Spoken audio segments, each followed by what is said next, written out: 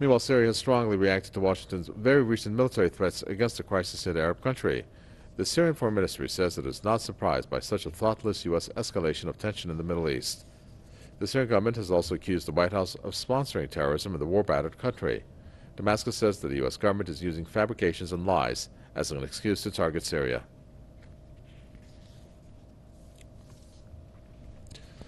Let's bring in Jim Dean, managing editor and columnist at Veterans Today, who joins us from Atlanta. The latest, Jim Dean, of course, is the tweet by Trump met by Russia's, I guess, response that missiles should be targeting terrorists, not the democratically elected government of Syria.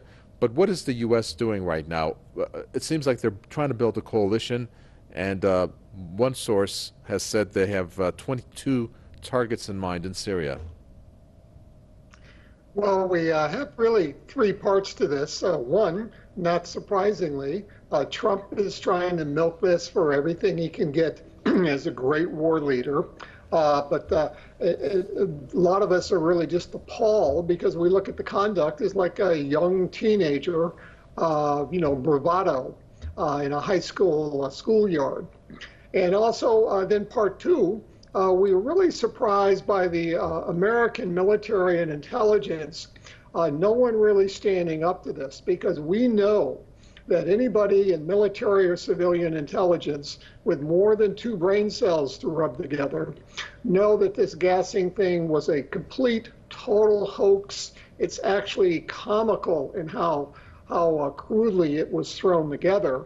So they're also going to be stained by this, because to send the American military in harm's way in something that's so clearly a fraudulent event is really something I would challenge them on their oath of office, that they were just on board. It's the type of thing you would expect from a mercenary force that had been hired to do what they were told to do.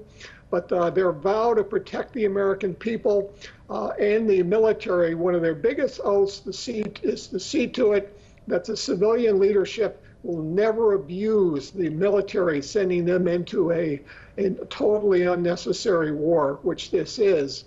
And then part three, again, not so shockingly, we're seeing a complete stand down in all of America's institutions, religious, business, economic, academic. No one is standing up for what an unbelievably patent fraud this whole thing is. And media, of course, is not reporting any of the really solid information that just shows that this white helmet thing was completely rigged, no discussion of motive whatsoever.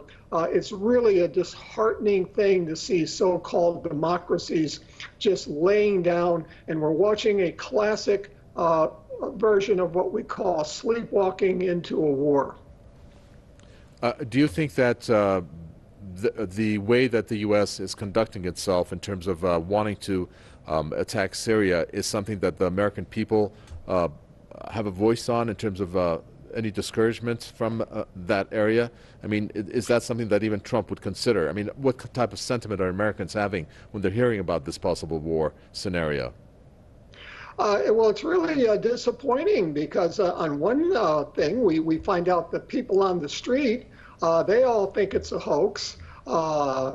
Everybody thinks that Trump is faking it. So we're hearing that over and over and over. But people may think that, but where the disconnect is they're not really doing anything about it. There's no calls going into Congress like we had years ago when Obama was going to make the first attack on Syria. That was really stopped partially due to the tremendous number of phone calls that went into Congress and the White House. That's totally missing now.